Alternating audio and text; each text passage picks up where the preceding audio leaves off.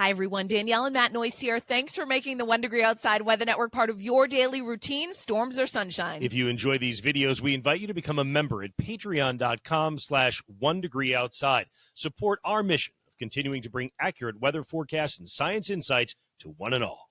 This 1 Degree Outside video is brought to you by CrackX Foundation Crack Repair and Waterproofing. 40 years of prompt and economical service to New England homeowners, builders, general contractors, home inspectors, management companies, architects, and engineers. Be sure to visit crackx.com and mention 1 Degree Outside when you make your appointment for an incredible discount.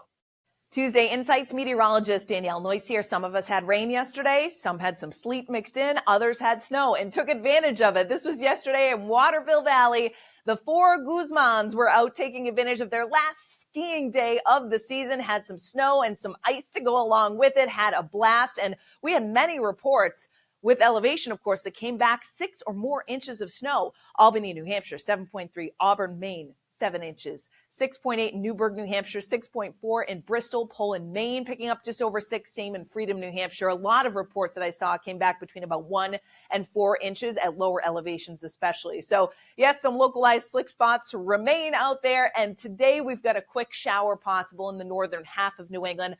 That's because we're under the influence of this upper level energy. See the spin off to our north and our west, and that's going to come right overhead during the day on Wednesday. There's also some colder air aloft. And what that tells me is any showers that do develop tomorrow have a lot of instability with them, may create some soft snow pellets that come down tomorrow afternoon. So if you see some wet flakes or snow pellets mixed in, don't be caught off guard as this energy shifts east by Wednesday night and Thursday. Another little piece of energy comes in for Thursday night, and we'll talk about that in a second. In the meantime, yesterday we talked about a couple different things. The ocean storm that mainly misses us, but comes close enough for some clouds tomorrow.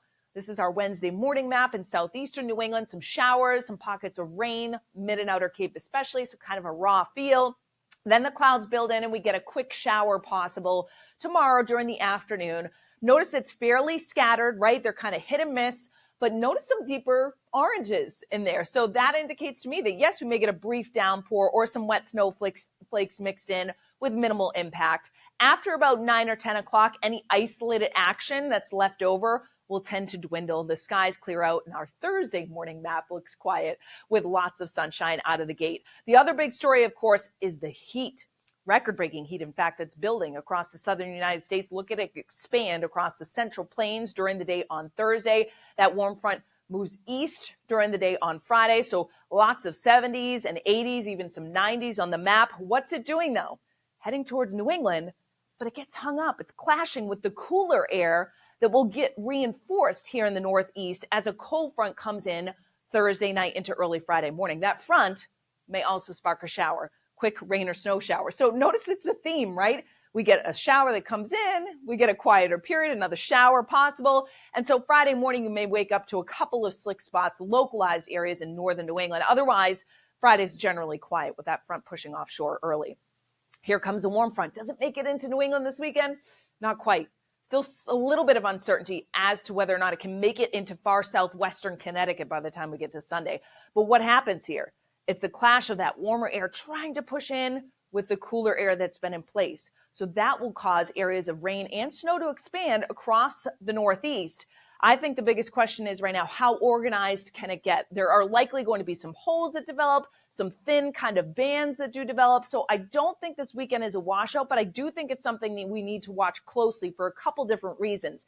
Timing, and in terms of whether or not we can get some breaks in the action, particularly on Saturday and possibly again on Sunday.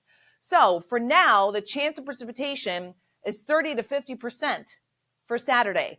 If there's one change I would say watch out for is that these numbers may bump up as we get a little bit closer. And they do, in fact, go up by the time we get to Sunday to about 40 to 80% in northern New England with some areas of snow and rain likely around. How much snow, how much rain, that is still uncertain because we have to see how far north that warm front can get and how much precipitation will be allowed to develop along and north of that. High temperatures for our Wednesday. Pretty seasonable, 40s for many of us. The wind not all that strong, about 5 to 15 miles per hour. We do dip back to the 20s to right around freezing. So there may be some isolated slick spots, untreated surfaces. Think the melting, refreeze, typical spring cycle taking place. Similarly on Thursday, Temperatures in the 40s for many spots. Pretty normal for the end of March. Friday, we may get a little bump up into the 50s in southern New England, a little cooler in the north.